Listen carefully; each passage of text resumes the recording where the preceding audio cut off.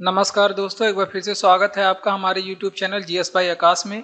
आज की क्लास में हम लोग महत्वपूर्ण स्टैटिक जीके जीएस के प्रश्नों को पढ़ने वाले हैं, जो आपके सभी एग्जाम के लिए बहुत ही ज़्यादा इम्पोर्टेंट होगा। और आप किसी भी कंपटीशन परीक्षा की तैयारी कर रहे हैं तो ये क्लास आपके लिए है। और इस क्लास में लिए गए जो प्रश्न हैं वो एग्जामों में पूछे गए हैं और पूछे जाने की अधिक संभावनाएं रहती हैं। और इन प्रश्नों से संबंधित जितने भी महत्वपूर्ण बिंदु बनते हैं उन सभी प्रश्नों को हम लोग पढ़ते हैं इस क्लास में और साथ में रिवीजन भी करते हैं। तो जीएस का एक बहुत महत्वपूर्ण क्लास है, आप लोग इसे पूरा देखिएगा। आज के क्लास में हम लोग 52 नंबर के क्लास को कंप्लीट करने वाले हैं और 1 से लेकर के 51 नंबर का जो क्लास है यूट्यूब चैनल जीएस बाय आकाश पे अपलोड है। आप लोग वहां पर जाकर के उसे जरूर पढ़ें अगर नहीं पढ़े हैं तो। पहला प्रश्न कह रहा है कि भारतीय राज्यों का पुनर्गठन मुख्यतः किस आधार पर किया गया। ये पहला प्रश्न ही बहुत ज्यादा इम्पोर्टेंट है और ये प्रश्न एग्जाम में पूछा जाता है, जो कि ये प्रश्न पॉलिटी से है। और इस क्लास में जीएस के आपके जितने भी सब्जेक्ट होते हैं सभी से प्रश्न लिया गया है। देखिए, भारतीय राज्यों का जब पुनर्गठन किया जा रहा था तो जब सर्वप्रथम जो मुख्यतः राज्यों का गठन किया गया था वो भारत भाषा के आधार पर किया गया था। भाषा के आधार पर किया गया था। तो ये तो प्रश्न है, ये तो अब भाषा के आधार पर बनने वाला पहला राज्य कौन था, अगर आपसे पूछ ले यहीं पे, अगर आपसे पूछे कि भाषा के आधार पर बनने वाला पहला राज्य कौन था बता दीजिए, तो आपका कौन सा राज्य था? आंध्र प्रदेश। कौन सा राज्य था? आंध्र प्रदेश था। ये भी बात आप लोग ध्यान रखेंगे। आंध्र प्रदेश कब बना था? तो 1 नवंबर 1956 को ये बना था। और ये डेट भी बहुत ज्यादा इंपॉर्टेंट है, कई बार एग्जाम में पूछी गई है। आंध्र प्रदेश कब बना था? 1 नवंबर 1956 को ये बना था। ठीक, ये बातें आप लोग ध्यान रखेंगे। अब देखिए, यहाँ पे भाषाओं का जब पुनर्गठन किया गया था तो एक आयोग बनाया गया था जिसे राज्य पुनर्गठन आयोग कहते हैं। क्या कहते हैं? राज्य पुनर्गठन आयोग कहते हैं। अब इस आयोग के बारे में पूछा जाता है कि इसकी स्थापना कब हुई थी, इस आयोग की स्थापना कब हुई थी?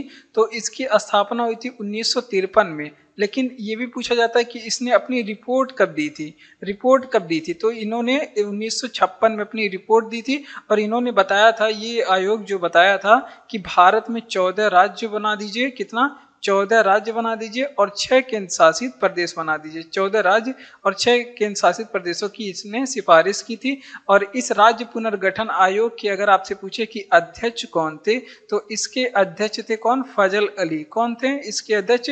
फजल अली। इसीलिए इस आयोग को फजल अली आयोग भी कहा जाता है। इसे को क्या कहा जाता है? फजल अली आयोग भी कहा जाता है। तो ये सारी बातें आपके एग्जाम के लिए बहुत ज्यादा इंपॉर्टेंट थी।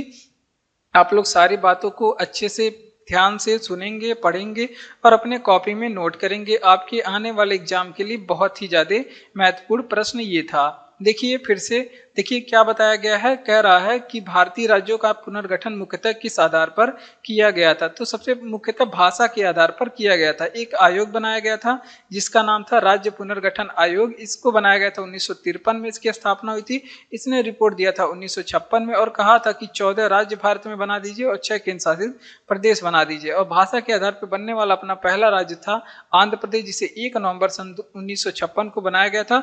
और राज्य पुनर्गठन आयोग जिसे फजल अली आयोग भी कहते हैं।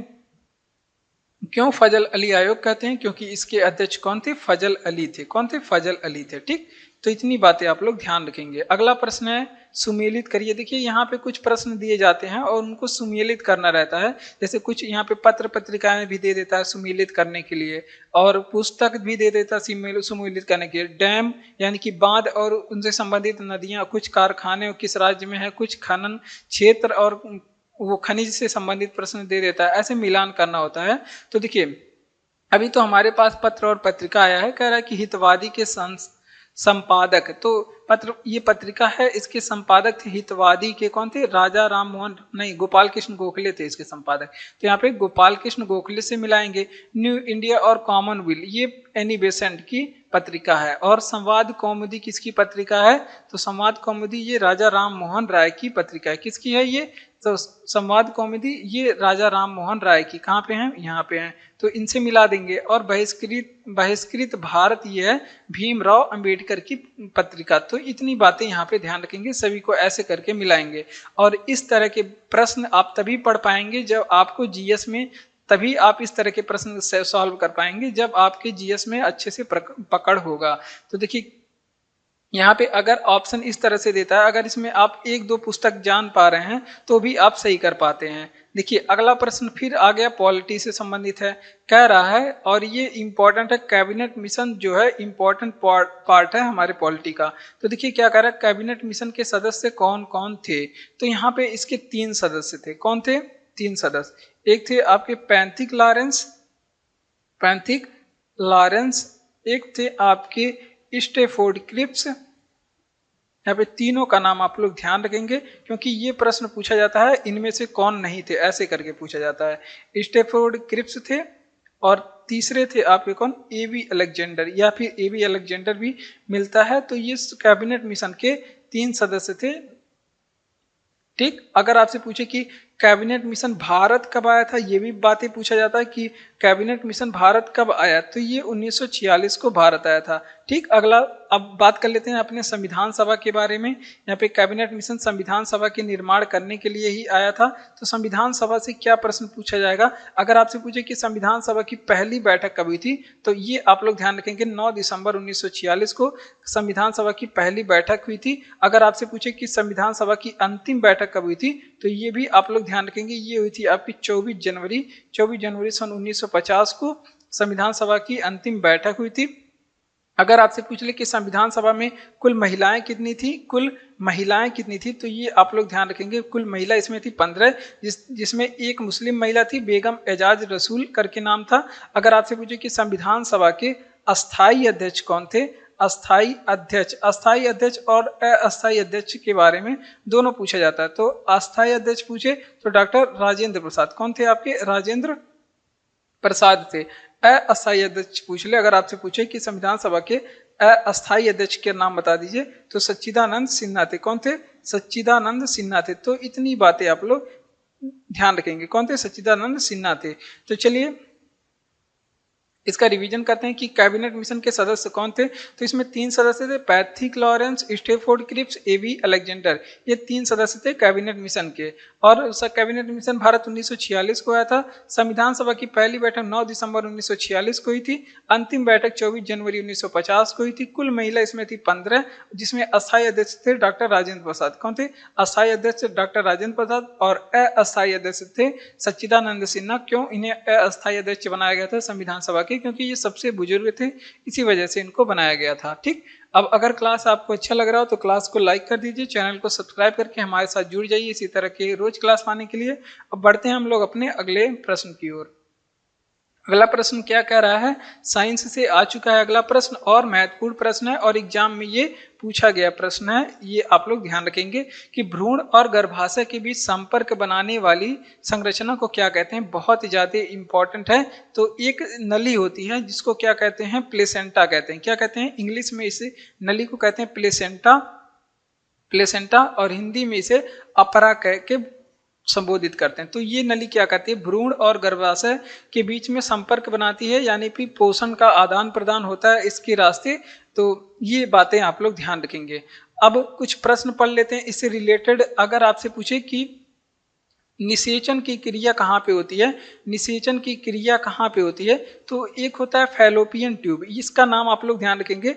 और ये भी प्रश्न एग्जाम में पूछा गया है कि निषेचन की क्रिया कहाँ पे होती है, तो फैलोपियन ट्यूब में होती है। लेकिन अगर आपसे पूछे कि ये जो भ्रूण है, भ्रूण ये पलता कहाँ पे है, तो ये भी आप लोग ध्यान रखेंगे। अगर आपसे पूछे कि भ्रूण कहाँ पे पलता है, तो ये गर्भाशय में पलता है। कहाँ पे?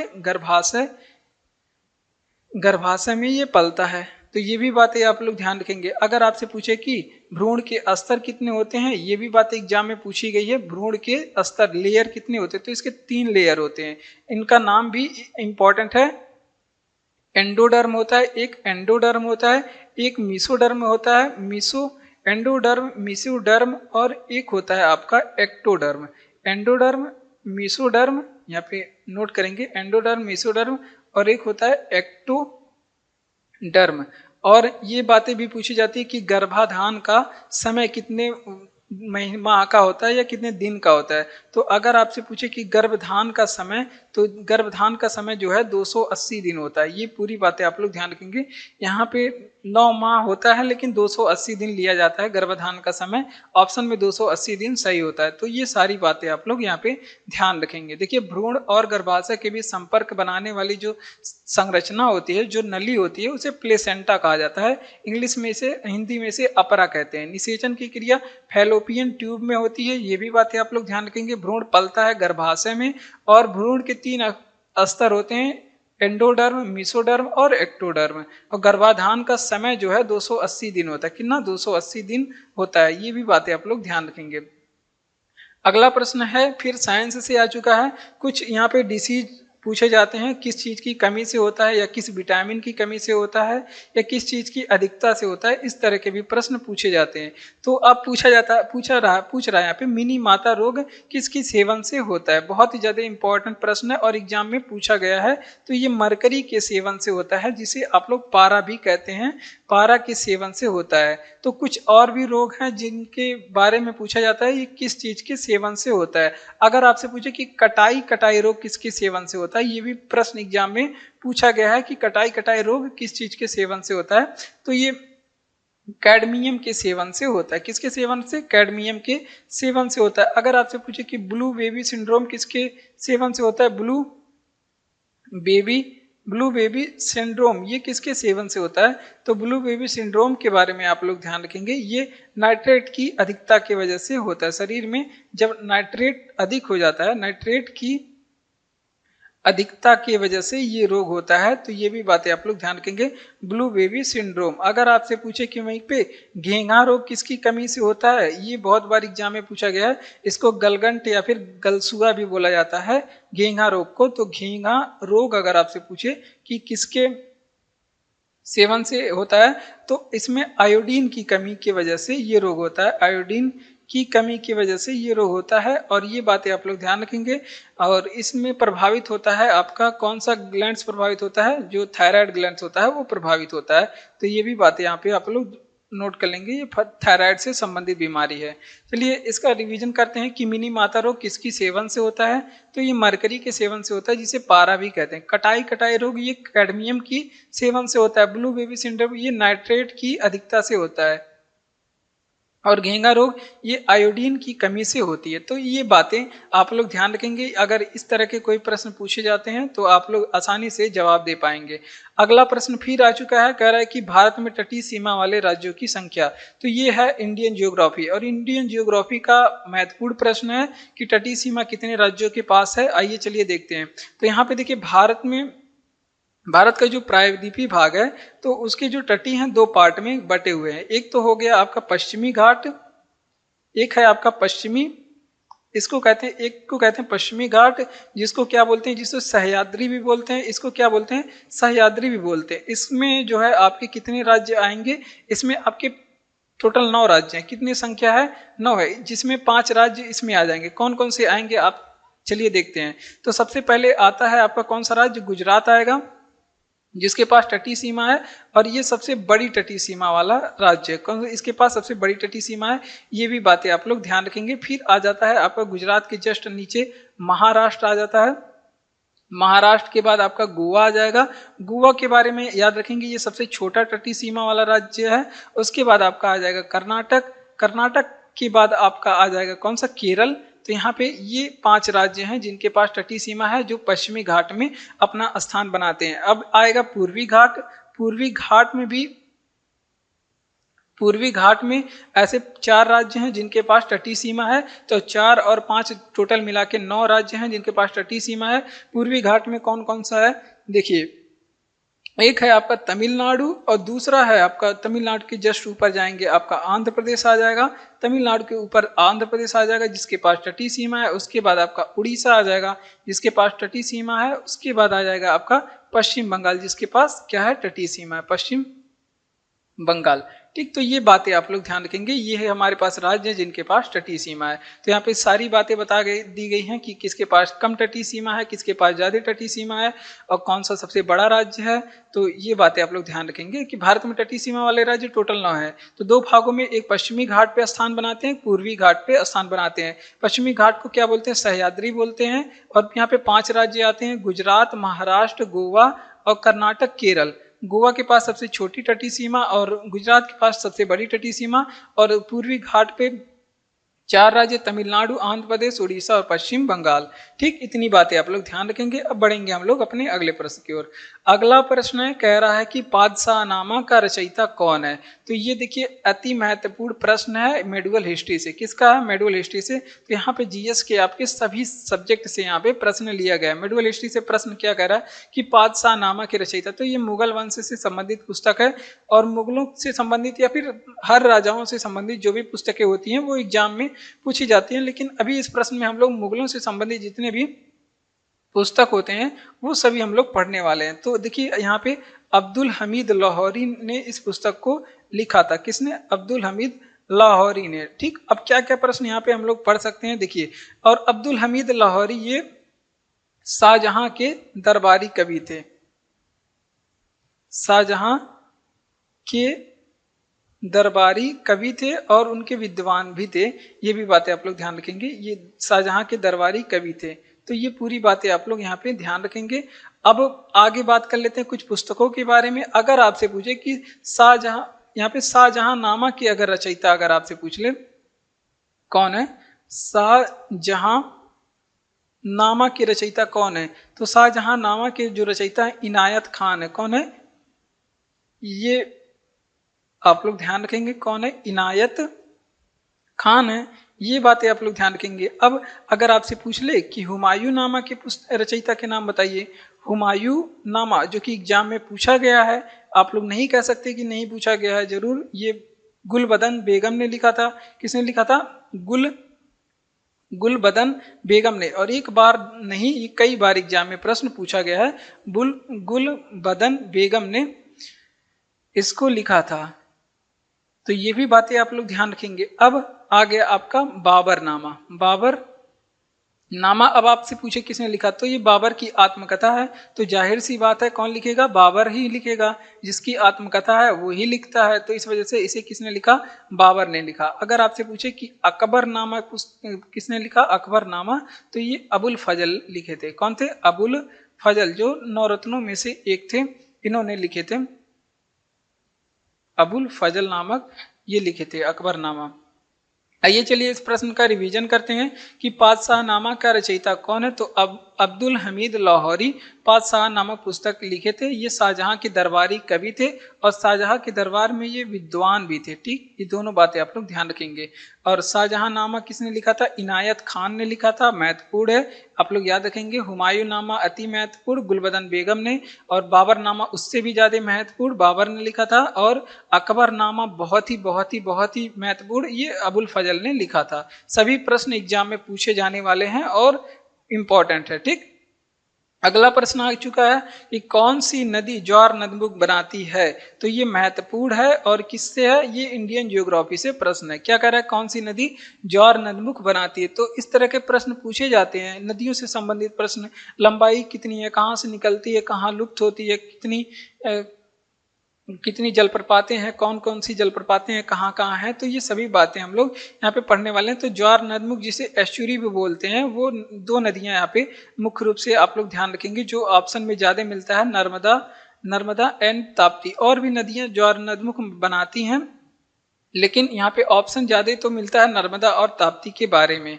क्यों? ज्वार नदमुख जो ये ऐसी नदियां हैं जो पश्चिम क्षेत्र, पूर्वी क्षेत्र से निकल करके पश्चिमी क्षेत्र में अपना जल गिराती हैं। और पश्चिमी घाट का चूंकि जो ढलान है वो बहुत ऊंचा है, पश्चिमी घाट का जो ढलान है वो बहुत ऊंचा है, इस वजह से ये नदियां डेल्टा नहीं बना पाती। डेल्टा ना बना पाने का वजह से ये क्या बनाती है? एस्चुरी बनाती हैं, ज्वार नदमुख बनाती हैं। तो इसी वजह से आप लोग ध्यान रखेंगे।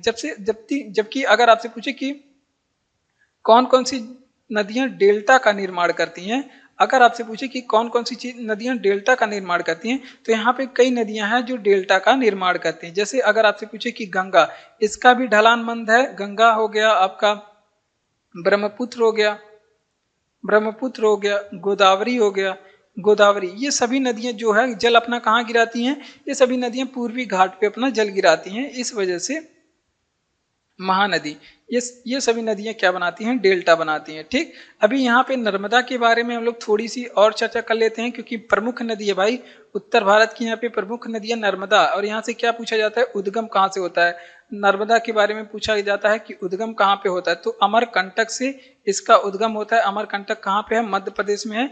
ये भी बातें आप लोग ध्यान रखेंगे। मैकाल पहाड़ी की सबसे ऊंची चोटी है।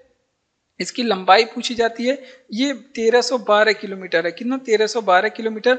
मुहाना ये खंभात की खाड़ी में अपना जल गिराती। कहाँ पे, खंभात की खाड़ी। और खंभात की खाड़ी कहाँ पे है, आप लोग जानते हैं गुजरात में है, यहाँ पे ये जल गिराती है। तो इतनी बातें आप लोग यहाँ पे ध्यान रखेंगे।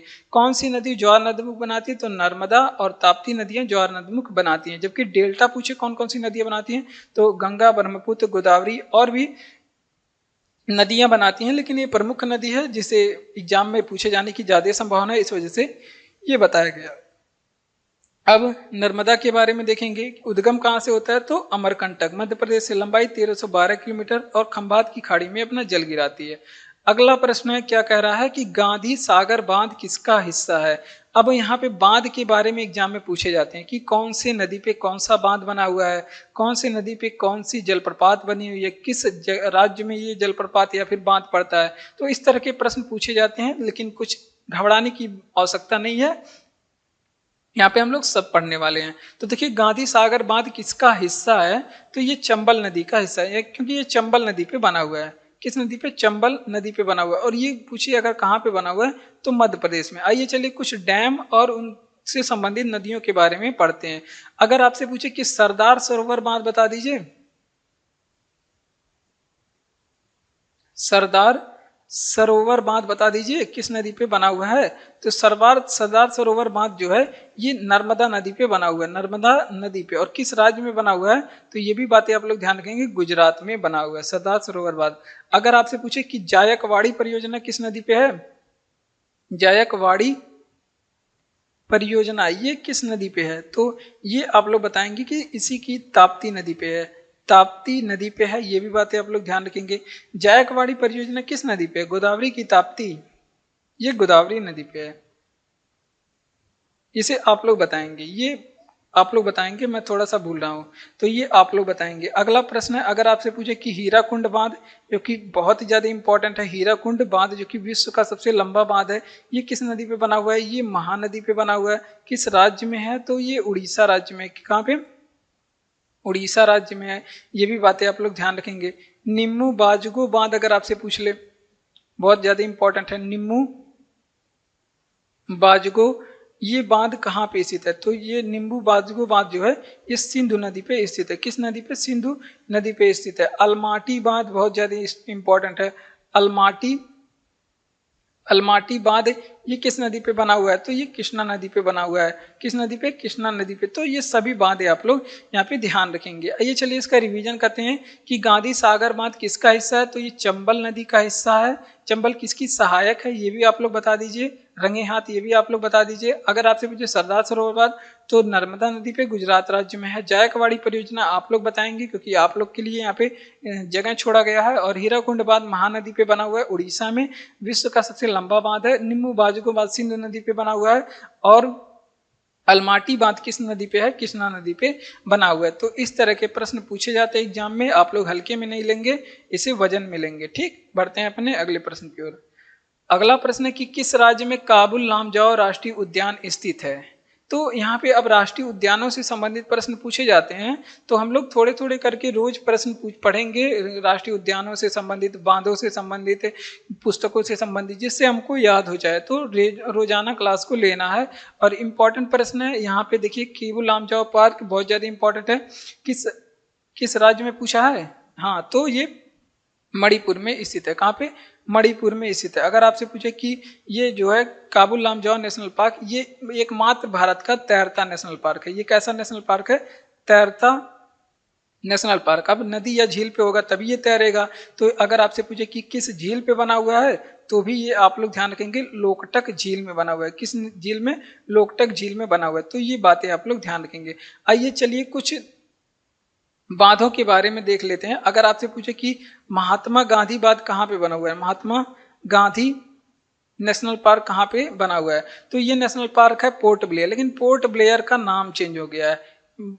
प्रॉब्लम ये है कि पोर्ट ब्लेयर का नाम चेंज हो गया है। आंध्र प्रदेश अंडमान निकोबार की ये राजधानी है और इसका नाम चेंज हो गया है। और आप लोग कमेंट बॉक्स में बताएंगे कि इसका नाम चेंज होके क्या हुआ है। ठीक, और महात्मा गांधी वाला हो गया।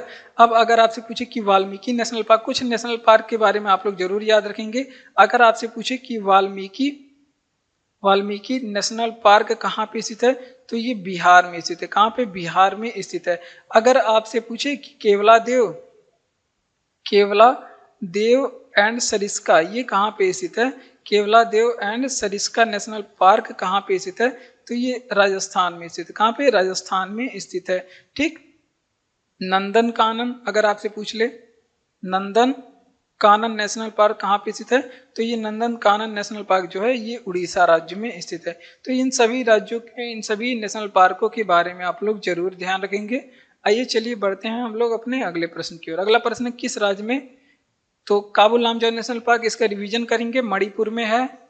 और तैरता नेशनल पार्क भारत का एकमात्र और लोकटक झील पे स्थित है। ठीक, महात्मा गांधी नेशनल पार्क पोर्ट ब्लेयर में स्थित है, अंडमान निकोबार में। नंदन कानन उड़ीसा में है और वाल्मीकि नेशनल पार्क बिहार में। केवलादेव और सरिस्का नेशनल पार्क जो है वो राजस्थान में है। अगला प्रश्न क्या कह रहा है कि सदाबहार वन कहाँ पाए जाते हैं। महत्वपूर्ण प्रश्न है और इस प्रश्न में हम लोग वनों से संबंधित जितने भी महत्वपूर्ण प्रश्न बनेंगे उन सभी पे चर्चा करने वाले हैं, वन से संबंधित। तो वन से संबंधित हम लोग क्या क्या प्रश्न देख सकते हैं। देखिए, सदाबहार वन जो है वो भूमध्य रेखीय क्षेत्र में पाए जाते हैं। कहाँ पे? भूमध्य रेखीय क्षेत्र में पाए जाते हैं। क्यों भूमध्य रेखीय क्षेत्र में? क्योंकि यहाँ पे सर्वाधिक वर्षा पाई जाती है। सर्वाधिक वर्षा होने के कारण यहाँ पे वन जो है सदाबहार प्रवृत्ति के होते हैं, हमेशा हरे भरे होते हैं। वन अनुसंधान अगर आपसे पूछ ले कहाँ पे है, राष्ट्रीय वन अनुसंधान कहाँ पे है, तो ये भी आप लोग ध्यान रखेंगे, देहरादून में है। देहरादून कहाँ पे पड़ता है? उत्तराखंड की राजधानी है। ये भी बातें आप लोग ध्यान रखेंगे। अगर आपसे पूछे कि कौन से राज्य में भारत के सर्वाधिक वन है, जो कि 1000 बार एग्जाम में पूछा गया है, तो सर्वाधिक वन वाला राज्य जो है मध्य प्रदेश है। कहाँ पे? मध्य प्रदेश। अगर आपसे पूछे कि सबसे कम वन कहाँ पे है, किस राज्य में सबसे कम वन है, तो ये भी आप लोग ध्यान रखेंगे कि हरियाणा राज्य में सबसे कम वन है। अगर आपसे पूछे कि वन एवं पर्यावरण ये किस सूची का विषय है, यहाँ पे हम लोग पॉलिटी भी यही साथ साथ में पढ़ लेंगे। वन एवं पर्यावरण ये कुछ सूची का विषय है, तो ये समवर्ती सूची का विषय। किस सूची का विषय? समवर्ती सूची का विषय। अगर आपसे पूछे कि विश्व वन दिवस कब मनाते हैं हम लोग, विश्व वन दिवस हम लोग कब मनाते हैं, तो ये भी बातें आप लोग ध्यान रखेंगे कि 21 मार्च के दिन विश्व वन दिवस मनाते हैं। तो ये सारे बातें आप लोग यहाँ पे ध्यान रखेंगे। सदाबहार वन कहाँ पे पाए जाते हैं, तो भूमध्य रेखीय क्षेत्र में सदाबहार वन पाए जाते हैं। और वन और अनुसंधान ये कहाँ पे है, वन अनुसंधान ये देहरादून में है। सर्वाधिक वन भारत के मध्य प्रदेश राज्य में, सबसे कम वन भारत के हरियाणा राज्य में। और समवर्ती सूची में वन और पर्यावरण को रखा गया है। वन दिवस हम लोग 21 मार्च के दिन मनाते हैं। अगला प्रश्न है कि एक स्वस्थ मनुष्य का रक्तचाप होता है, तो एक स्वस्थ मनुष्य का जो रक्तचाप होता है 120/80 mmHg होता है। मिलीमीटर Hg होता है। Hg का मतलब पारा होता है यहाँ से, जिसे 120 को क्या कहते हैं, सिस्टोलिक प्रेशर कहते हैं। इसको क्या कहते हैं, सिस्टोलिक। 120 को सिस्टोलिक प्रेशर कहते हैं, सिस्टोलिक प्रेशर। और 180 को क्या कहते हैं, इसे डिस्टोलिक प्रेशर कहते हैं। क्या कहते हैं? डिस्टोलिक प्रेशर कहते हैं। तो ये सारी बातें यहाँ पे, दोनों बातें आप लोग ध्यान रखेंगे। अब यहाँ पे अगर किसी को निम्न ब्लड प्रेशर हो जाए तो उसको क्या कहेंगे, निम्न। ये भी एग्जाम में पूछा गया है, निम्न ब्लड प्रेशर या फिर रक्तचाप को क्या कहते हैं। निम्न रक्तचाप को क्या कहते हैं, साइंस की भाषा में इसको कहते हैं हाइपोटेंशन। क्या कहते हैं इसको? हाइपोटेंशन कहते हैं। अगर उच्च रक्तचाप हो गया तो इसको क्या कहेंगे। अगर आपसे पूछे कि उच्च रक्तचाप को क्या कहेंगे, अगर उच्च रक्तचाप हो गया तो इसको हाइपरटेंशन कहेंगे। क्या कहेंगे? इसको हाइपर टेंशन कहते हैं। तो ये दोनों बातें यहाँ पे महत्वपूर्ण है, याद रखेंगे। अगर आपसे पूछे कि रक्त दाब का माप हम लोग किससे करते हैं, रक्त दाब को किस यंत्र से मापा जाता है, तो इसको मापा जाता है स्फिग्नोमैनोमीटर से। किसको? स्फिग्नोमैनोमीटर से इसको मापा जाता है। तो ये सारी बातें आप लोग यहाँ पे ध्यान रखेंगे। क्या बताया हमने कि एक स्वस्थ मनुष्य का रक्तचाप 120/80 होता है और mmHg इसका यूनिट होता है, और जिसको 120 को बोलते हैं सिस्टोलिक प्रेशर, और 80 को कहते हैं डिस्टोलिक प्रेशर। उच्च रक्तचाप को हाइपोटेंशन बोलते हैं, निम्न रक्तचाप को हाइपोटेंशन बोलते हैं, और उच्च रक्तचाप को हाइपरटेंशन बोलते हैं। और रक्त दाब की माप जो है स्फिग्नोमैनोमीटर से करते हैं, और वायु दाब की माप किस में करते हैं? बैरोमीटर से करते हैं। बढ़ते हैं अपने अगले प्रश्न की ओर। और अगला प्रश्न है कि किस गवर्नर जनरल का नाम व्यक्तिगत सिद्धांत के साथ जुड़ा हुआ है? अति महत्वपूर्ण प्रश्न, बहुत ज्यादा इंपॉर्टेंट है, बहुत ज्यादा आधुनिक भारत से बहुत ज्यादा इंपॉर्टेंट प्रश्न है, मॉडर्न हिस्ट्री का प्रश्न होता है ये सभी। और ये जो प्रश्न है, जो व्यक्तिगत सिद्धांत है ना, ये एग्जाम में कुछ नहीं तो 5000 बार पूछा गया है। कितने बार? सभी एग्जामों में मिलाकर कुछ नहीं तो 5000 बार पूछा गया है, क्योंकि ये संबंधित है किससे? डलहौजी से संबंधित है, जिसने भारत में पहली बार ट्रेन को चलाया था। व्यक्तिगत सिद्धांत को और किस नाम से भी आपको पूछा जा सकता है? इसको विलय की नीति भी बोला जाता है। क्या कहा जाता है इसे? विलय की नीति बोला जाता है। इसे क्या कहा जाता है? इसे राज्य हड़प नीति भी बोला जाता है। क्या कहते हैं? राज्य हड़प नीति भी इसे कहते हैं। ये भी बातें आप लोग ध्यान रखेंगे। इसे राज्य अपहरण नीति भी बोलते हैं। क्या बोलते हैं इसे? राज्य अपहरण नीति भी बोलते हैं। तो ये सारी बातें यहाँ पे आप लोग ध्यान रखेंगे। और यहाँ पे एक प्रश्न बहुत ज्यादा इंपॉर्टेंट पूछा जाता है कि राज्य हड़प नीति के तहत डलहौजी ने सर्वप्रथम किस राज्य का विलय किया था? तो ये भी बातें आप लोग ध्यान रखेंगे, किस क्षेत्र को विलय किया था।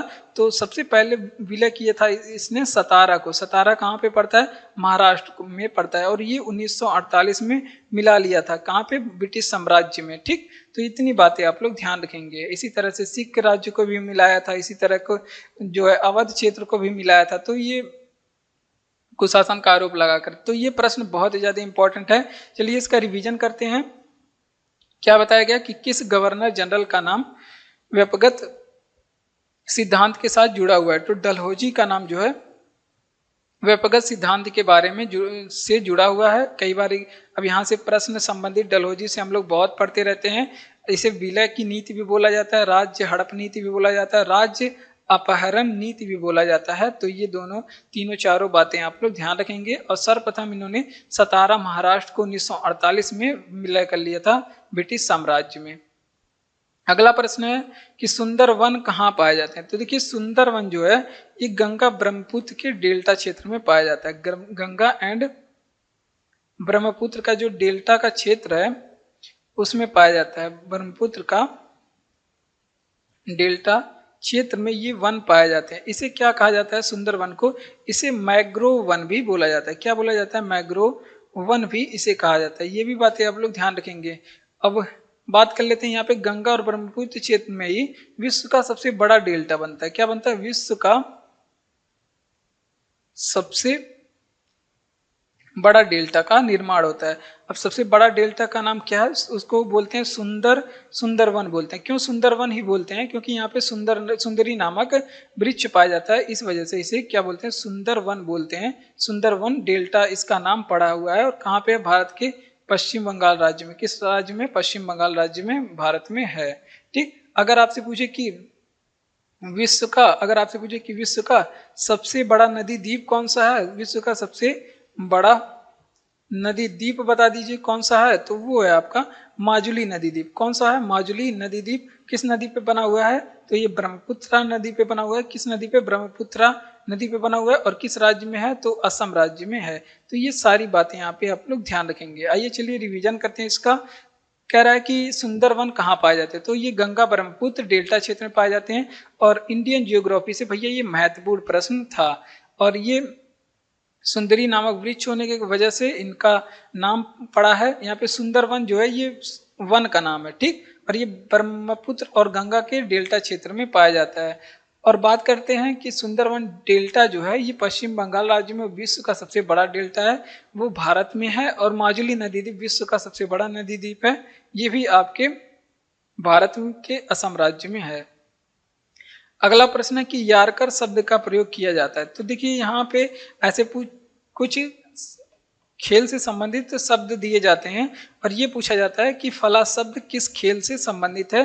तो ये बातें आप लोग ध्यान रखेंगे, ये चीजें स्टैटिक में आप लोग पढ़ेंगे। तो देखिए यारकर शब्द जो है ये क्रिकेट में प्रयोग होता है। कहाँ प्रयोग होता है हमें नहीं पता, लेकिन आप लोग बताएंगे। अगर आपसे पूछे कि अन्य कौन कौन सी चीजें क्रिकेट में पूछी जाती हैं, देखिए बोल्ड भी क्रिकेट में यूज होता है, स्टंप भी क्रिकेट में यूज होता है, स्टंप आउट ये शब्द किस में यूज होता है, स्टंप आउट। आप लोग मैच वगैरह देखते होंगे तो आप लोग को पता होगा, हम तो उतना नहीं देखते हैं मैच वैच। तो रन आउट भी किसमें संबंधित है, किससे संबंधित है, रन आउट भी किससे संबंधित है, ये संबंधित है आपकी क्रिकेट से संबंधित है। LBW ये भी पैर में लग के शायद विकेट में लग जाता है तो LBW बोलते हैं। और उसके बाद हिट विकेट किससे संबंधित है, तो ये भी क्रिकेट से संबंधित है। हेड विकेट ये भी क्रिकेट से ही संबंधित है। और नॉट आउट ये सभी तो आप लोग जानते होंगे, नॉट आउट मतलब आउट नहीं हुए हैं, ये किससे संबंधित है, ये भी क्रिकेट से ही संबंधित है। नो बॉल हो गया, ये भी क्रिकेट से संबंधित है। नो बॉल ये भी क्रिकेट से संबंधित है। उसके बाद वाइड बॉल यानी कि मिस हो गया बॉल तो इसको वाइड बॉल बोलेंगे, तो भी क्रिकेट से ही संबंधित है। इसके अलावा अगर विकेट कीपर जो पीछे कीपिंग करता है उसको बोला जाता है विकेट के पीछे, तो उसको विकेट कीपर बोला जाता है। यहाँ पे बड़ी की मात्रा रहेगी, तो ये बातें आप लोग ध्यान रखेंगे। उसके अलावा अगर आपसे पूछे कि क्रिकेट किस किस देश का राष्ट्रीय खेल है, तो ये भी बात आप लोग ध्यान रखेंगे। ये 2 देशों का राष्ट्रीय खेल है, एक तो इंग्लैंड हो गया, एक तो आपका हो गया ऑस्ट्रेलिया। इन दोनों का राष्ट्रीय खेल है क्रिकेट, ठीक। तो ये भी बातें आप लोग ध्यान रखेंगे। यहाँ पे क्रिकेट जो है यहाँ का राष्ट्रीय खेल है, ठीक। आइए चलिए रिवीजन करते हैं इस प्रश्न का। यारकर शब्द प्रयोग किया जाता है, ये क्रिकेट में प्रयोग किया जाता है। कुछ अन्य शब्द जो क्रिकेट में प्रयोग किए जाते हैं, बोल्ड शब्द का प्रयोग क्रिकेट में stump out, run out, hit wicket, उसके बाद not out, no ball, wide ball, ये सभी प्रयोग किया जाता है किसमें, विकेट कीपर, ये सभी क्रिकेट में प्रयोग किया जाता है। इसमें से सारे आप लोग जानते होंगे। वैसे यारकर आपको नहीं पता था, क्यों नहीं पता था, क्योंकि ये एग्जाम में इस तरह के प्रश्न फंसाने के लिए ही आते हैं, तो ये बातें आप लोग ध्यान रखेंगे। इसके अलावा इंग्लैंड और ऑस्ट्रेलिया का राष्ट्रीय खेल है क्या है, क्रिकेट। हाँ कि भारत और पाकिस्तान का राष्ट्रीय खेल है। तो क्लास आपको अच्छा लग रहा हो तो क्लास को सब्सक्राइब करिए, वीडियो को लाइक करिए, शेयर करिए अपने दोस्तों में भी, और कमेंट बॉक्स में कमेंट करके बताइए आपको ये क्लास कैसा लगा। PDF आपको टेलीग्राम चैनल का लिंक डिस्क्रिप्शन में दिया गया है, आप उसको ज्वाइन करिए PDF के लिए। बढ़ते हैं हम लोग अपने अगले प्रश्न की ओर। और हमारा अगला प्रश्न है कि भारत का कौन सा राज्य नौका दौड़ खेल के लिए प्रसिद्ध है। तो देखिए ये खेल केरल में मनाया जाता है, नौका दौड़ जो है केरल में मनाया जाता है। तो ये यहाँ पे फसल उत्सव होता है, एक यहाँ पे फसल उत्सव होता है जिसको बोला जाता है ओणम। ओणम क्या है, यहाँ का फसल उत्सव, यानी कि फसल के लिए उत्सव मनाया जाता है, तो उसे बोलते हैं फसल उत्सव। और ये मनाया जाता है केरल में, और इसी में होता है नौका दौड़। यहाँ पे लोग मनोरंजन के लिए नौका दौड़ करते हैं। ये बातें आप लोग यहाँ पे ध्यान रखेंगे। केरल के बारे में और कौन कौन सी चीज़ें आप लोग को ध्यान रखना है, इसे मसालों का बगीचा कहते हैं। क्या कहते हैं, मसालों का बगीचा। लेकिन आप लोग क्या बता सकते हैं कि सबसे ज़्यादा मसाला उत्पादन भारत के किस राज्य में होता है, इसे साइलेंट वैली कहते हैं। क्या कहते हैं, इसे साइलेंट वैली भी बोलते हैं, शांत घाटी भी बोलते हैं हिंदी में। और उसके अलावा आप लोग ध्यान रखेंगे केरल में जो है सर्वाधिक लिंगानुपात, अगर आपसे पूछे किस राज्य में है सर्वाधिक लिंगानुपात किस राज्य में है, तो केरल में है। अगर आपसे पूछे कि सर्वाधिक साक्षरता किस राज्य में है, सर्वाधिक साक्षरता किस राज्य में है, तो भी केरल में है। उसके अलावा यहाँ की शास्त्रीय नृत्य 2 हैं, एकमात्र राज्य है जिसमें 2 शास्त्रीय नृत्य हैं। कौन कौन से यहाँ पे शास्त्रीय नृत्य किए जाते हैं? देखिए 2 है, एक तो आपका कथकली हो गया, कथकली यहाँ पे पूछा जाता है, और एक होता है आपका मोहिनी अट्टम। कौन सा? कथकली और मोहिनी अट्टम। यहाँ पे मोहिनी अट्टम गलत लिखा गया है, लेकिन आप लोग मैनेज करेंगे, थोड़ा सा यहाँ पे लिखने में गलती हो सकती है। तो ये दोनों आपके शास्त्रीय नृत्य हैं, कहाँ के? केरल के। तो ये बातें आप लोग ध्यान रखेंगे। आइए चलिए रिवीजन करते हैं कि भारत का कौन सा राज्य नौका दौड़ के लिए प्रसिद्ध है? तो केरल प्रसिद्ध है। केरल में फसल उत्सव मनाया जाता है जिसका नाम है ओणम। बहुत बार ये भी पूछा गया कि ओणम किस राज्य का फेस्टिवल है, तो वो आपके केरल राज्य का है। मसालों का बगीचा केरल को कहते हैं। Silent valley national park Kerala में है। सर्वाधिक साक्षरता वाला राज्य केरल है, और सर्वाधिक लिंगानुपात वाला राज्य केरल है। कथकली शास्त्रीय नृत्य है केरल की, मोहिनी अट्टम शास्त्रीय नृत्य है केरल की। तो ये बातें आप लोग ध्यान रखेंगे। अगला प्रश्न है कि थोरियम का सबसे बड़ा उत्पादक राज्य केरल है। राज्यों में पूछे भारत के, तो केरल सबसे ज्यादा उत्पादन है। अगर आपसे पूछे कि विश्व में सबसे ज्यादा कौन उत्पादन करता है थोरियम का, तो आपका कौन करता है? भारत ही करता है। कौन सा राज्य करता है? भारत करता है। तो ये भी बातें आप लोग ध्यान रखेंगे। फिर से केरल आया, आइए चलिए केरल के बारे में पढ़ते हैं। लेकिन अगर आपसे पूछे कि थोरियम का महत्वपूर्ण अयस्क कौन सा है? अयस्क तो बहुत से होते हैं, लेकिन अगर आपसे पूछे कि इसका महत्वपूर्ण अयस्क, क्योंकि अयस्कों के बारे में भी एग्जाम में पूछा जाता है, तो अगर आपसे पूछे कि इसका प्रमुख अयस्क कौन सा है, तो मोनोजाइट है इसका प्रमुख अयस्क। मोनोजाइट मिट्टी के बारे में भी आप लोग पढ़े होंगे, तो ये इसी से संबंधित है। मोनोजाइट अयस्क है। अगर आपसे पूछे ये सर्वाधिक कहाँ पाया जाता है, तो ये भी आप लोग ध्यान रखेंगे, मालाबार तट पे पाया जाता है। कहाँ पे? मालाबार तट। और मालाबार कहाँ का तट है? तो ये भी आप लोग ध्यान रखेंगे, केरल का तट है। ठीक, तो ये सारी बातें आप लोग ध्यान रखेंगे। अगर आपसे पूछे कि रबर का सर्वाधिक उत्पादन कहाँ पे होता है, या आपसे पूछ ले कि इलायची का सर्वाधिक उत्पादन कहाँ पे होता है, तो इन दोनों का जो है सर्वाधिक उत्पादन, रबर और इलायची का, इन दोनों का सर्वाधिक उत्पादन कहाँ पे होता है? ये भारत के एकमात्र केरल राज्य में होता है सबसे ज्यादा उत्पादन। ठीक, तो चलिए रिवीजन करते हैं कि थोरियम का सबसे बड़ा उत्पादक राज्य कौन सा है? केरला है। थोरियम का सबसे बड़ा उत्पादन, विश्व में पूछे सबसे ज्यादा थोरियम का उत्पादन, तो ये भारत राज्य करता है। महत्वपूर्ण अयस्क है इसका कौन सा? मोनोजाइट किसका अयस्क है? तो वो आप लोग बताएंगे कि थोरियम का भैया अयस्क है। ठीक, पाया कहाँ पे जाता है? मालाबार तट पे पाया जाता है। मालाबार केरल के साइड में है। और रबड़ और इलायची का सर्वाधिक उत्पादन वाला राज्य केरल है। और अगला प्रश्न है कि अंकोर वाट का मंदिर कहाँ पे स्थित है? अब इसी तरह से कुछ मंदिरों के बारे में पूछा जाता है कि फला मंदिर किस राज्य में है, जिसे हम लोग को याद रखना है। और ये अंकोर वाट का मंदिर है, ये बहुत ज्यादा महत्वपूर्ण है। क्यों महत्वपूर्ण है? क्योंकि ये विश्व का सबसे बड़ा मंदिर है। कौन सा है? अंकोर वाट का जो मंदिर है, ये विश्व का सबसे बड़ा मंदिर है। ये भी बातें आप लोग, इसकी एक विशेषता है, याद रखेंगे। अंकोर वाट का मंदिर अगर आपसे पूछ ले कि किसने बनवाया था, निर्माण किसने किया था, तो सूर्यवर्मन ने कराया था। किसने? सूर्यवर्मन ने इसका निर्माण करवाया था। और जो अंकोर, सूर्यवर्मन सेकंड था भाई। और ये जो अंकोर वाट का मंदिर है, अगर आपसे पूछे कि किस भगवान का मंदिर है, तो ये विष्णु भगवान का मंदिर है। किस भगवान का?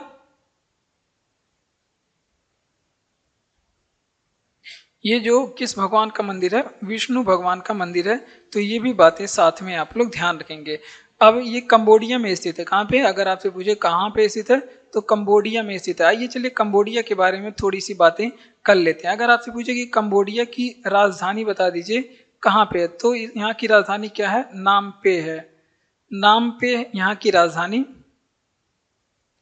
नामपे है, ऐसे करके लिखा होता है, यहाँ की राजधानी है। तो कुछ एक दो मंदिर के बारे में अगर आपसे पूछे, ये पूछा जाता है कि मीनाक्षी मंदिर कहाँ पे स्थित है, तो मीनाक्षी मंदिर अगर आपसे पूछे कि तमिलनाडु में, कहाँ पे?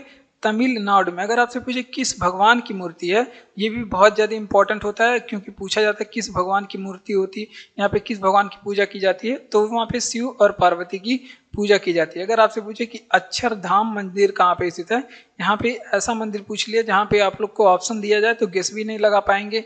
ये कहाँ पे है? दिल्ली में। कहाँ पे है? दिल्ली में। तो ये सारी बातें आप लोग ध्यान रखेंगे। आइए चलिए इसका रिवीजन करते हैं कि अंकोर वाट का मंदिर कहाँ पे स्थित है। तो ये कंबोडिया देश में स्थित है, और ये विश्व का सबसे बड़ा मंदिर बताया जाता है। और निर्माण इसको किसने करवाया था कि सूर्यवर्मन सेकंड ने करवाया था।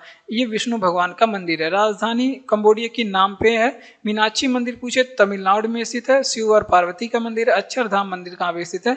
दिल्ली में स्थित है। ठीक, बढ़ते हैं अपने अगले प्रश्न की ओर। अगला प्रश्न है कि न्यूक्लियस के बाहर डीएनए किस में मिलता है? तो ये मिलता है माइटोकॉन्ड्रिया में और एक आपका क्लोरोप्लास्ट में। आप लोग ध्यान रखेंगे, माइटोकॉन्ड्रिया में मिलता है, माइटोकॉन्ड्रिया और क्लोरोप्लास्ट में मिलता है। तो ये दोनों बातें आप लोग ध्यान रखेंगे। अब यहाँ पे माइटोकॉन्ड्रिया के बारे में बात करेंगे। यहाँ पे इसको क्या बोला जाता है? माइटोकॉन्ड्रिया को इसको बोला जाता है कोशिका का पावर हाउस। ये बातें एग्जाम में बहुत बार पूछी गई हैं। इसको कोशिका का पावर नहीं, पावर, पावर, पावर मतलब शक्ति, सामर्थ्य, बल, पावर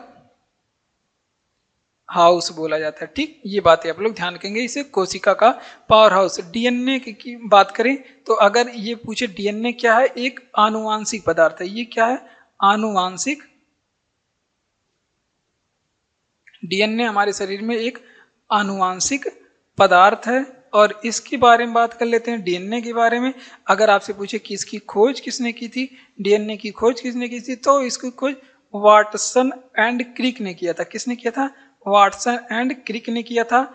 इसका पूर्ण रूप अगर आपसे पूछे डीएनए का फुल फॉर्म क्या होता है, कई बार पूछा भी गया है कि डीएनए का पूर्ण रूप बता दीजिए क्या होता है, तो इसका पूर्ण रूप होता है डीऑक्सी राइबो न्यूक्लिक अम्ल। क्या होता है? डीऑक्सी राइबो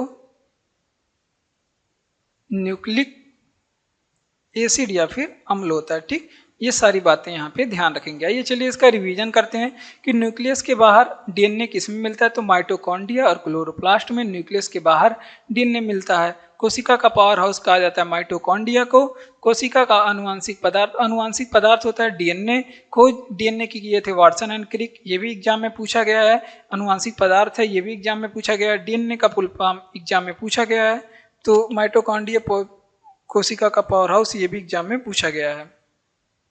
अगला प्रश्न है कि आत्मीय सभा की स्थापना किसने की? तो देखिए यहाँ पे कुछ सभा और उसके संस्थापक के बारे में पूछा जाता है कि फला सभा की स्थापना किसने की थी, और ये महत्वपूर्ण प्रश्न है। महत्वपूर्ण प्रश्न है, आइए चलिए इसको देखते हैं।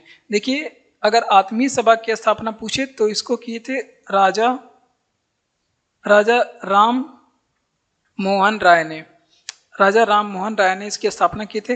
अगर आपसे पूछे कि ब्रह्म समाज की स्थापना किसने किया था? ब्रह्म समाज की स्थापना तो भी राजा राम मोहन राय ने। ठीक, इन दोनों के बारे में आप लोग ध्यान रखेंगे। अगर आपसे पूछे कि इसने राजा की उपाधि किसने दी थी, राजा राम मोहन राय को राजा की उपाधि किसने दी थी, ये भी बातें एग्जाम में बहुत पूछी जाती हैं। अकबर सेकंड ने दिया था। किसने? अकबर सेकंड ने दिया था। आइए कुछ समाज और उसके संस्थापक के बारे में पढ़ते हैं। अगर आपसे पूछे कि आर्य समाज की स्थापना किसने किया था, तो इसकी स्थापना दयानंद सरस्वती ने किया था। किसने? दयानंद सरस्वती ने किया था। अगर आपसे पूछे कि वे पे कि सत्य शोधक समाज की स्थापना किसने किया था, सत्य शोधक समाज की स्थापना किसने किया था, तो इसकी स्थापना की थी कहते ज्योतिबा फूले। कौन? ज्योतिबा फूले। ठीक, ये भी बातें आप लोग ध्यान रखेंगे। गुलामगिरी किसकी पुस्तक है, आप लोग बताएंगे। प्रार्थना समाज की स्थापना अगर आपसे पूछे किसने किया था, तो यहाँ पे किए थे आत्माराम पांडुरंग। ठीक, इतनी बातें आप लोग ध्यान रखेंगे। चलिए इसका रिवीजन करते हैं। देखिए आत्मीय सभा की स्थापना किसने की थी, तो राजा राम मोहन राय ने। ब्रह्म समाज की स्थापना राजा राम मोहन राय ने। उपाधि इनकी अकबर सेकंड की थी। आर्य समाज की स्थापना पूछे तो दयानंद सरस्वती। सत्य शोधक समाज ज्योतिबा फूले। प्रार्थना समाज आत्माराम पांडुरंग ने किया था। अगला प्रश्न है कि कौन सी नदी डेल्टा बनाती है, तो देखिए फिर से रिवीजन हो गया, रिपीट हो गया क्या। तो देखिए कुछ नदियां जो डेल्टा बनाती हैं हमने बताया भी। देखिए जैसे प्रमुख हो गई गंगा, हो गई आपका ब्रह्मपुत्र भी डेल्टा बनाती है। दोनों मिलकर के सुंदरवन डेल्टा बनाते हैं, आप लोग जानते हैं। उसके अलावा महानदी भी डेल्टा बनाती है। क्यों यहाँ ये नदियाँ? क्योंकि ये बहुत दूर से, इनका उद्गम स्रोत जो है वो बहुत दूर होता है, यानी कि जो मुहाना और उद्गम स्रोत में बहुत ज़्यादा दूरी होती है। इस वजह से ये नदियाँ बहुत ज़्यादा गाद ले आती हैं और इनका जो ढलान होता है, जो जहाँ पे मुहाना बनाना रहता है, ढलान भी बहुत मंद होता है। तो इस वजह से ये बहुत अधिक मात्रा में गाद ले आकर के अपने जो जहाँ जल गिराती हैं वहाँ पे इकट्ठा कर देती हैं। इस वजह से निर्माण हो जाता है किसका, डेल्टा का। ठीक, तो ये बातें आप लोग यहाँ पे ध्यान रखेंगे। डेल्टा बढ़ने का कारण यही होता है। कृष्णा नदी भी, आपकी कावेरी नदी भी, ये सभी नदियाँ जो है डेल्टा बनाती है। जितनी आपकी पूर्वी घाट की नदियाँ हैं, जिनका पूर्वी घाट पे जो जल गिराती हैं, वो सभी लगभग डेल्टा ही बनाती हैं। ठीक, और अभी हमने बता दिया कि विश्व का सबसे बड़ा डेल्टा कहाँ पे है, किस नदी पे है। तो वो अब हमें आप लोग बताएंगे कि विश्व का सबसे बड़ा डेल्टा कहाँ पे है और इसका निर्माण किस नदी पे है, निर्माण किस नदी पे है और स्थान कहाँ पे है, स्थान बता दीजिए। तो दोनों बातें आप लोग यहाँ पे बताएंगे। तो अब बढ़ते हैं अपने अगले प्रश्न की ओर। अगला प्रश्न है कि गुप्त शासकों में से किसने अश्वमेध यज्ञ संपादित किए थे। तो देखिए, अश्वमेध यज्ञ यहाँ पे कुछ शासकों ने करवाए। किसी ने एक अश्वमेध यज्ञ करवाए, किसी ने दो अश्वमेध यज्ञ करवाए और किसी ने चार चार अश्वमेध यज्ञ करवा दिए।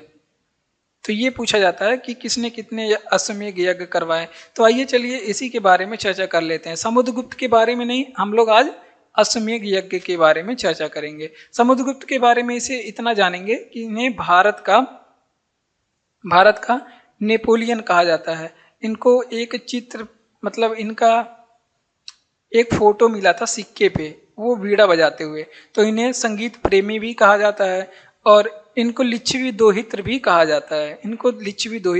जाता है। ठीक, अब अगर आपसे पूछे कि पुष्यमित्र शुंग ने कितने अश्वमेध यज्ञ करवाए थे, पुष्यमित्र शुंग ने कितने अश्वमेध यज्ञ करवाए थे, तो ये आप लोग ध्यान रखेंगे, ये 2 अश्वमेध यज्ञ करवाए थे। कितने, 2 अश्वमेध यज्ञ करवाए थे। और इनसे बड़े आ चुके। और पुष्यमित्र शुंग वाली जो है, इनकी जानकारी कहाँ से मिलती है, एक ग्रंथ है जिससे ये जानकारी मिलती है कि पुष्यमित्र शुंग ने 2 अश्वमेध यज्ञ करवाए थे। तो यहाँ पे एक ग्रंथ है, महाभाष्य ग्रंथ, इसी से हमें जानकारी मिलती है कि पुष्यमित्र शुंग ने 2 अश्वमेध यज्ञ करवाए थे। अगर आपसे पूछे कि प्रवरसेन कितने अश्वमेध यज्ञ करवाए थे, प्रवरसेन तो 4 अश्वमेध यज्ञ करवाए थे। कितने, 4 अश्वमेध यज्ञ करवाए थे। ठीक, तो ये बातें आप लोग ध्यान रखेंगे। आइए चलिए इसका रिवीजन करते हैं कि गुप्त शासकों में से किसने अश्वमेध यज्ञ संपादित किए थे। तो समुद्रगुप्त ने अश्वमेध यज्ञ करवाए थे। पुष्यमित्र शुंग 2 अश्वमेध यज्ञ करवाए। इसकी जानकारी हमें मिलती है महाभाष्य ग्रंथ से।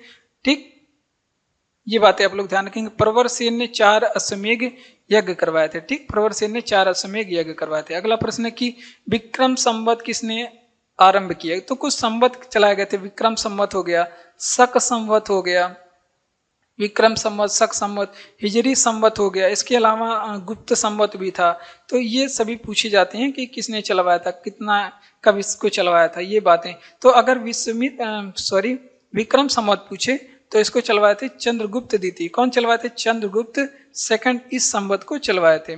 चंद्रगुप्त के और नाम थे, इन्हें देवगुप्त भी कहा जाता है। ये भी बातें आप लोग ध्यान रखेंगे। इन्हें देवराय भी कहा जाता है। क्या कहा जाता है, इन्हें देवराय भी कहा जाता है। इनको विक्रमादित्य भी कहा जाता है, विक्रमादित्य। इसी वजह से इसको, इस संवत को विक्रम संवत कहा जाता है। तो ये बातें आप लोग ध्यान रखेंगे। अब शक संवत, और ये अगर आपसे पूछे शुरुआत कब है, तो ये 57 BC, 57 ईसा पूर्व से इसकी शुरुआत मानी जाती है। बहुत ज़्यादा इंपॉर्टेंट है, यही बात एग्जाम में पूछी जाती है। शक संवत कब है, 78 AD है। इसकी शुरुआत 78 ईस्वी को हुई थी। और किसने शुरू किया था, कनिष्क ने शुरू किया था, कनिष्क ने। ठीक, अगला प्रश्न है हिजरी संवत। अगर आपसे पूछे कि 622 ईस्वी में चलाया गया था। और 622 इसमें एक खास बात है, इसमें मक्का से मदीना तक की यात्रा की को हिजरी संवत कहा जाता है। और जो हमारा राष्ट्रीय कैलेंडर है ना, वो ये शक संवत पे आधारित है। हमारा राष्ट्रीय जो कैलेंडर है, यहाँ पे ये ध्यान रखने वाली बात है, हमारा जो राष्ट्रीय कैलेंडर है ये शुरुआत शक संवत पे आधारित है। और इसको संविधान में अपनाया गया 22 मार्च 1957 आज़ादी के बाद। और ये किस संवत पे आधारित है, तो भी आप लोग ध्यान रखेंगे, शक संवत पर आधारित है। तो ये सारी बातें आप लोग ध्यान रखेंगे। अगर आप के एग्जाम के लिए ना इम्पोर्टेंट है ये सभी बातें, तो बताइए। तो देखिए विक्रम संवत किसने आरंभ किया था? चंद्रगुप्त द्वितीय ने आरंभ किया था, जिन्हें देवगुप्त भी कहा जाता है, देवराय भी कहा जाता है, विक्रमादित्य भी कहा जाता है। शक संवत स्थापित करने वाले थे कनिष्क 78 एडी में, और हिजरी संवत की शुरुआत 622 एडी में। और राष्ट्रीय कैलेंडर हमारा है शक संवत पे आधारित, जिसको पूछे अगर संविधान सभा ने कब अपनाया था, तो ये भी बातें आप लोग ध्यान रखेंगे। इसको 22 मार्च 1957 को अपनाया गया था। अगला प्रश्न है, खाने में नमक के नाम से जाना जाता है। साइंस से महत्वपूर्ण प्रश्न है। खाने में नमक के नाम से NaCl को जाना जाता है, जिसको क्या कहते हैं? सोडियम क्लोराइड कहते हैं। क्या कहते हैं? सोडियम क्लोराइड कहते हैं। आइए चलिए कुछ केमिकल नेम के बारे में देख लेते हैं। जैसे अगर आपसे पूछे कि CaO को क्या पढ़ा जाएगा, इसका रासायनिक नाम क्या है, तो इसको पढ़ेंगे कैल्शियम ऑक्साइड। क्या बोलते हैं? इसको पढ़ते हैं कैल्शियम ऑक्साइड। और ये भी बातें एग्जाम में पूछी गई है। इसको क्या बोलते हैं? बुझा चूना। क्या बोलते? CaO को क्या बोलते हैं? बुझा चूना बोलते हैं। ठीक, ये भी बातें आप लोग ध्यान रखेंगे। अगर आपसे पूछे कि CaOCl2 को क्या पढ़ते हैं, तो इसको कहते हैं ब्लीचिंग पाउडर। क्या कहते हैं? इसको पढ़ते हैं ब्लीचिंग, इसको कहते हैं क्या? ब्लीचिंग पाउडर कहते हैं। ठीक, आइए चलिए इसका रिवीजन करते हैं। देखिए क्या पढ़ रहा है यहाँ पे क्या है कि खाने में नमक के नाम से क्या जाना जाता है, तो NaCl को क्या कहते हैं? नमक कहते हैं, जिसको सोडियम क्लोराइड भी बोलते हैं। और बात करते हैं CaO को क्या कहा जाता है? कैल्शियम ऑक्साइड, बुझा चूना कहा जाता है। और CaOCl2 को क्या कहा जाता है? Bleaching powder. ठीक, बढ़ते हैं अपने अगले प्रश्न की ओर। अगला प्रश्न है कि कौन प्रधानमंत्री बनने से पहले मुख्यमंत्री रहे हैं? तो ये महत्वपूर्ण प्रश्न है। इस वजह से प्रश्न महत्वपूर्ण है क्योंकि बहुत सारे प्रधानमंत्री हैं जो पहले मुख्यमंत्री के पद पे थे और अब क्या बने हुए हैं? अब बने हुए हैं प्रधानमंत्री। जैसे आपके हो गए नरेंद्र मोदी, ये जो है पहले सीएम थे। कहाँ के? ये पहले पूर्व सीएम थे। यहाँ पे पूर्व लिखिए, पूर्व सीएम थे गुजरात के। कहाँ के? गुजरात के। इसी तरह से कुछ और भी हैं। ये ऑप्शन पे आधारित यानी कि विकल्प पे आधारित प्रश्न है। चौधरी चरण सिंह को ही ले लीजिए। चौधरी चरण सिंह, ये चौधरी चरण सिंह प्रधानमंत्री बनने से पहले ये कहाँ के सीएम थे? तो ये आप लोग बताएंगे। इन सीएम थे आपके उत्तर प्रदेश के। कहाँ पे? उत्तर प्रदेश पे। ठीक, अगला प्रश्न है मोरारजी देसाई से। मोरारजी देसाई ये मुख्यमंत्री यानी कि प्रधानमंत्री बनने से पहले कहाँ के मुख्यमंत्री थे? तो ये पूर्व सीएम थे बंबई के। कहाँ के? बंबई के पूर्व सीएम थे। अगला प्रश्न है, अगर आपसे HD देवगौड़ा के बारे में पूछे, HD देवगौड़ा ये जो है प्रधानमंत्री बनने से पहले कहाँ के पूर्व सीएम थे? तो ये बातें अगर आपसे पूछे पूर्व सीएम कहाँ के थे, तो ये कर्नाटक के थे। तो ये सारी बातें आप लोग यहाँ पे ध्यान रखेंगे। आइए चलिए रिवीजन करते हैं कि कौन प्रधानमंत्री बनने से पहले मुख्यमंत्री रहे। तो नरेंद्र मोदी प्रधानमंत्री बनने से पहले मुख्यमंत्री थे। कहाँ के थे? गुजरात के। और चौधरी चरण प्रधानमंत्री बनने से पहले मुख्यमंत्री थे उत्तर प्रदेश के। मोरारजी देसाई प्रधानमंत्री बनने से पहले मुख्यमंत्री थे बंबई के। HD देवगौड़ा प्रधानमंत्री बनने से पहले मुख्यमंत्री थे कर्नाटक के। तो जो भी आपको ऑप्शन में दिखे उसको आप लोग सही करेंगे। तो हमने इसी वजह से सारे प्रश्न को बताया। अगला प्रश्न है ईफिल टावर कहाँ पे स्थित है? तो कुछ विश्व धरोहर और वो किस देश में स्थित है ये पूछा जाता है एग्जाम में। तो यहाँ पे इम्पोर्टेंट प्रश्न ये है कि ये कहाँ पे स्थित है? तो पेरिस फ्रांस में स्थित है। कहाँ पे? पेरिस फ्रांस में स्थित है एफिल टावर। अब यहाँ पे अभी हमने बताया कुछ चीजों के बारे में, विश्व धरोहर के बारे में, और वो किस जगह पे स्थित है वो हम लोग पढ़ लेते हैं। जैसे अगर आपसे पूछे कि अंकोर वाट का मंदिर, अभी हमने बताया कि कंबोडिया में स्थित है, नॉम पे इसकी राजधानी है। ठीक, अगर आपसे पूछे कि वहीं पे पिरामिड कहाँ पे स्थित है, पिरामिड इसे गीजा का पिरामिड भी बोलते हैं, ये कहाँ पे स्थित है? तो ये स्थित है मिस्र में। कहाँ पे? मिस्र, जिसे नील नदी का वरदान भी बोलते हैं। Statue of liberty, statue of liberty क्या बता सकते हैं पेरिस किस नदी के किनारे है? कल के क्लास में बताया गया है। लिबर्टी ये कहाँ पे स्थित है? स्टैचू ऑफ लिबर्टी ये भी आपके न्यूयॉर्क में स्थित है। न्यूयॉर्क अमेरिका का एक शहर है। ठीक, अगर आपसे पूछे कि इंडिया हाउस कहाँ पे स्थित है, इंडिया हाउस अगर आपसे पूछ ले कहाँ पे स्थित है, तो ये भैया लंदन में स्थित है। कहाँ पे? लंदन। कहाँ पे है? ब्रिटेन में। लीनिंग टावर, जिसे लटकता हुआ hanging garden, leaning tower. Leaning tower अगर आपसे पूछे कहाँ पे है, तो वो कहाँ पे? पीसा में। कहाँ पे? पीसा। पीसा कहाँ पड़ता है? इटली में है। ठीक, ये भी बातें आप लोग ध्यान रखेंगे। अगर आपसे पूछे यहीं पे ग्रेट वॉल कहाँ पे है, ग्रेट वॉल जिसे महान दीवार बोलते हैं, ये चीन में स्थित है। तो ये सारी बातें आप लोग ध्यान रखेंगे। चलिए इसका रिवीजन करते हैं कि एफिल टावर कहाँ पे स्थित है। ये पेरिस फ्रांस में है। और अंकोर वाट का मंदिर कंबोडिया में है। अंकोर वाट का मंदिर कंबोडिया में। पिरामिड मिस्र में है। स्टेचू ऑफ लिबर्टी न्यूयॉर्क में है। और इंडिया हाउस ये लंदन में है। लीनिंग हाउस जो है पीसा में इटली में स्थित है। ठीक, अगला प्रश्न है कि कनिष्क की राजधानी कहाँ थी। महत्वपूर्ण प्रश्न है कनिष्क से।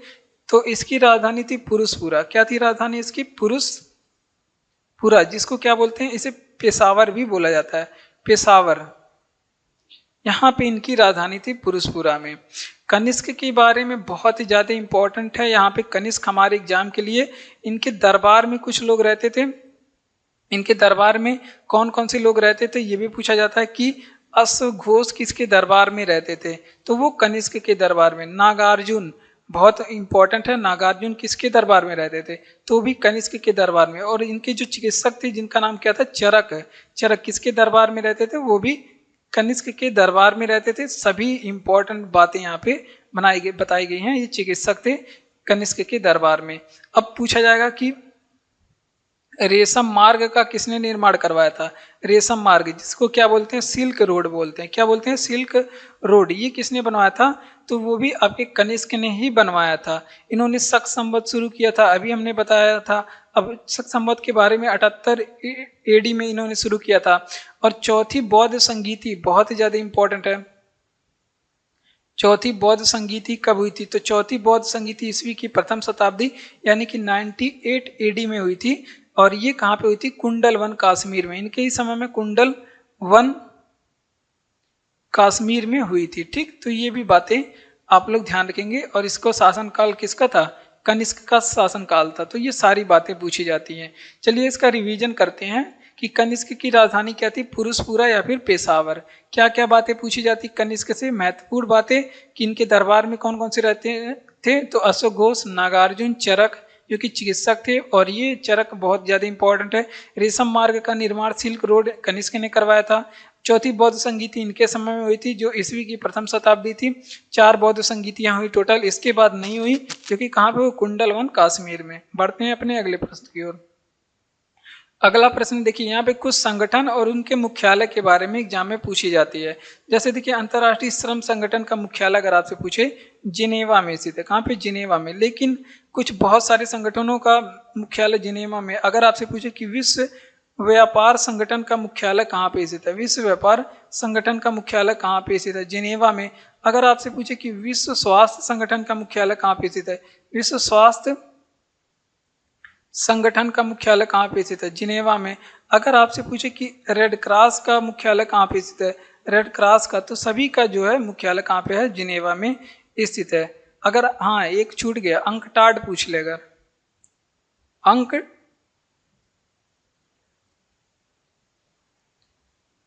अंकटाड का मुख्यालय अगर आपसे पूछ ले तो भी जिनेवा में स्थित है। अब यूएनओ का हेडक्वार्टर पूछ ले तो ये संयुक्त राष्ट्र संघ न्यूयॉर्क में है भैया, अमेरिका में होगा। ओपेक का मुख्यालय जो पेट्रोलियम आयातक निर्यातक कंट्री है उसका मुख्यालय कहाँ पे है? ओपेक का मुख्यालय वियना में। FAO कल परसों के क्लास में बताया गया, ये इसका मुख्यालय रोम इटली में है। उसके अलावा अगर आपसे पूछे कि सार्क का मुख्यालय कहाँ पे स्थित है? सार्क का मुख्यालय जिसे दक्षेस भी बोलते हैं, ये काठमांडू में स्थित है। काठमांडू कहाँ पे है? नेपाल की राजधानी है। तो ये सारी बातें आप लोग ध्यान रखेंगे। तो चलिए रिवीजन करते हैं इसका कि अंतर्राष्ट्रीय श्रम संगठन का मुख्यालय कहाँ पे है? जिनेवा में है। रेड क्रॉस का मुख्यालय जिनेवा में है। अंकटाड का मुख्यालय जिनेवा में। विश्व व्यापार संगठन WTO का मुख्यालय जिनेवा में। विश्व स्वास्थ्य संगठन WHO का मुख्यालय कहाँ पे? जिनेवा में। और सार्क का मुख्यालय नेपाल काठमांडू में। और FAO food and agricultural organization का मुख्यालय रोम में। संयुक्त राष्ट्र संघ का मुख्यालय न्यूयॉर्क में। ओपेक का जो हेडक्वार्टर है वियना में है। ठीक, दाब बढ़ाने पे बर्फ का गलनांक क्या होता है? जितना दाब आप बढ़ाएंगे गलनांक उतना ज़्यादा घटता हुआ चल जाएगा, घटता है, ये बातें आप लोग ध्यान रखेंगे। जैसे P बराबर क्या होता है? P बराबर होता है F इंटू ए। इसका जो डिफिनेशन होता है कि एकांक क्षेत्रफल पे लगाया गया बल को क्या कहते हैं? एकांक, जहाँ F होता है बल और A होता है एरिया होता है। और अगर आपसे पूछे कि इसका मात्रक, एसआई मात्रक क्या होता है दाब का, तो न्यूटन प्रति मीटर स्क्वायर होता है, जिसको क्या बोलते हैं? पास्कल भी बोलते हैं। क्या बोलते हैं इसको? पास्कल बोलते हैं। लेकिन अगर आपसे पूछे कि वायुमंडलीय दाब का मात्रक बता दीजिए, तो यहाँ पे आप लोग गलती नहीं करेंगे। वायुमंडलीय दाब का मात्रक अगर आपसे पूछे तो इसका मात्र होता है बार। क्या होता है मात्रक? इसका बार होता है। ठीक, इसको मापते हैं बैरोमीटर से। अगर आपसे पूछे कि वायुमंडलीय दाब को किस में मापा जाता है, तो इसको मापते हैं बैरोमीटर से। किस मीटर से? बैरोमीटर से मापते हैं। चलिए इसका रिवीजन करेंगे कि दाब बढ़ाने पे बर्फ का गलनांक क्या होता है? घटता है, और दाब घटाने पे बर्फ का जो गलनांक होता है वो बढ़ता है। P बराबर फार्मूला होता है पावर इज इक्वल टू बल बटे एरिया, यानी कि फोर्स अपॉन एरिया। मात्रक क्या होता है? न्यूटन प्रति मीटर स्क्वायर, जिसे पास्कल भी बोलते हैं। वायुमंडलीय दाब का मात्रक बार होता है, और माप इसको करते हैं वायुमंडलीय दाब को बैरोमीटर से माप करते हैं। इसके पठनांक के बारे में भी बताया गया है, कब आंधी आता है, कब तूफान होता है, कब भारी वर्षा होता है, आप लोग को बताया गया है। अगला प्रश्न है कि कौन हाइड्रोजन का समस्थानिक? इसके 3 समस्थानिक होते हैं। कौन कौन से होते हैं? एक होता है 1H1, जिसे क्या बोलते हैं? प्रोटियम बोलते हैं। इसको क्या बोलते हैं? प्रोटियम बोलते हैं। और एक होता है 1H2, जिसे क्या बोलते हैं? ड्यूटेरियम बोलते हैं। इसको क्या बोलते हैं? ड्यूटेरियम बोलते हैं। और अगला होता है 1S3, जिसको क्या बोलते हैं? ट्राइटियम बोलते हैं। क्या बोलते हैं? ट्राइटियम बोलते हैं। और जो प्रोटियम होता है इसे ही क्या बोलते हैं? हाइड्रोजन यही होता है, हाइड्रोजन यही होता है, बाकी सब मोह माया होता है। और ड्यूटेरियम को इसे भारी हाइड्रोजन बोलते हैं। क्या बोलते हैं? इसे भारी हाइड्रोजन बोलते हैं। ये भी बातें आप लोग ध्यान रखेंगे। और जो ट्राइटियम होता है ये रेडियो सक्रिय होता है। क्या होता है? इसमें रेडियो सक्रियता का गुण पाया जाता है। ये भी बातें आप लोग ध्यान रखेंगे।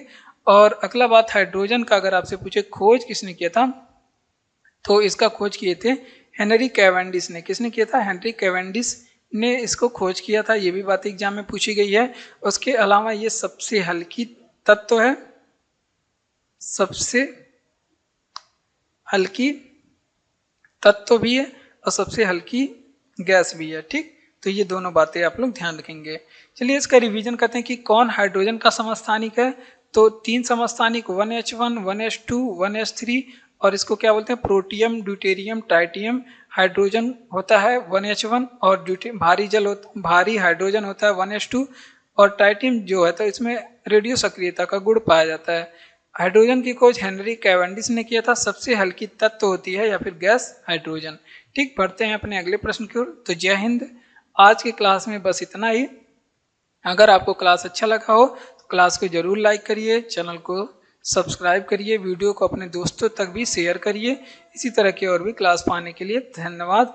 मिलते हैं अपने अगले क्लास में। तब तक आप लोग पढ़ते रहिए, खूब पढ़िए, खूब आगे बढ़िए। जय हिंद।